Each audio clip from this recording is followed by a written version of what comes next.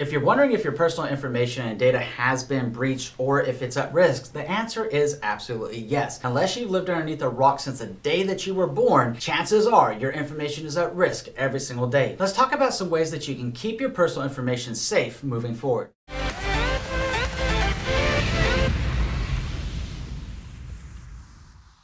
My name is Andrew Finney, and my passion is helping you make sense of real estate. If you need help finding a top agent near you, or if you simply want to drop me a line to say hello, my contact info is below. If you're new here, please go and subscribe to this channel now and like this video. Thank you. All right, my friend, it's important to note that no matter how cautious we are and how secure we are and mindful of keeping our personal data safe, the very real possibility is that our personal information is exposed daily, again and again and again. There are some things that you should know about and definitely some things that you should consider implementing. Let's take a closer look. The first thing to realize is that permission to access your personal information is not always required. Now, while it's very typical that your permission has to be required to collect your personal information, there are situations that don't fit that mold, and the regulations that exist at this time aren't protecting your personal information. For example, consider the credit reporting agencies. Even though the Fair Credit Reporting Act, also known as the FCRA, does have guidelines about what is in your credit report and who is able to access your credit report, the credit reporting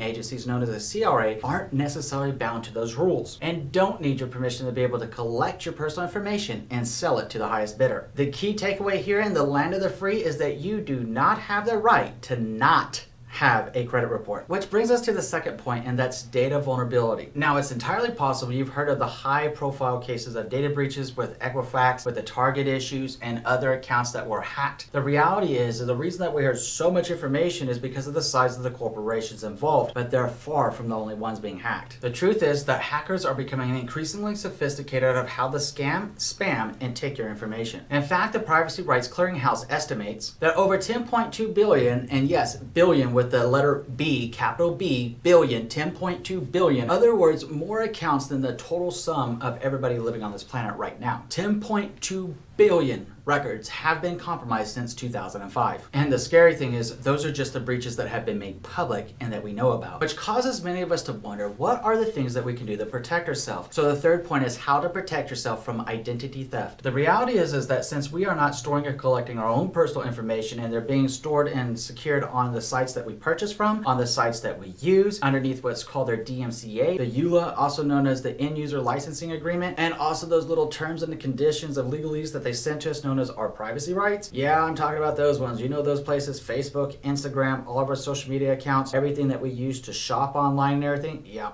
those ones. Well, who's in charge of all of that information? They're in charge of all that information, and while we hope and we trust that they keep our information secure, there are some issues since we aren't doing it ourselves to know that it's being done correctly. There's three specific measures that we can take to ensure that our information is not being compromised. The first one is to monitor our credit reports. It's a wise practice to check your credit report at least once a week to ensure there's no suspicious activity. And that's because our information can be easily monetized, giving them what they want, which is money. The best way to protect yourself here is to get into weekly monitoring habits and report any suspicious activity as soon as it registers or as soon as it pops on your account. The second thing that you can do is set up a fraud alert. If you suspect fraud or that your personal information has been compromised, then the 3 credit bureaus allow you to place a free 90-day fraud alert on your account. As a pro tip here, if you notify one of the 3 major credit bureaus being TransUnion, Equifax, or Experian, then by law they have to notify the other 2 just by notifying one that you need a fraud alert. You also reserve the right to have a 7-year extended fraud alert on your account, but you will need to fill out an application about identity theft to exercise this option. Now let's talk about the impact of having a fraud alert on your accounts. When you apply for a new credit or for a new loan, that lender is going to be required to reach out to you directly to ensure that you have authorized and that you're giving the permission for your credit application. While effective, this measure is much more reactive than it is proactive. Which brings us to the third point, freezing your credit. Freezing your credit is the most effective way to protect your personal information with the 3 credit bureaus by not allowing anyone to use your personal information against you. To do this, you'll need to place a credit freeze with each of the credit reporting agencies. And unless you're already a victim of identity theft, it may not be free, it may come with a fee. The impact of this is by placing a freeze with each of the credit reporting agencies, it will take your credit report out of circulation. By placing a security freeze with each of the credit reporting agencies, it will effectively take your credit report out of circulation. And if you remember from a few moments ago in our conversation, hackers love our personal credit because it's easy for them to monetize. This is an immediate smack in their face, a wall, and they're going to move on to an easier target. This will prevent lenders from accessing your information whatsoever, which will generally halt any fake, fraudulent accounts being set up in your name. To better help you with this and know whether this is the right choice for you, let's take a closer look at the 5 signs that you're a victim of identity theft and also what's involved with freezing your credit. Looking forward to our next conversation. We'll see you in a few.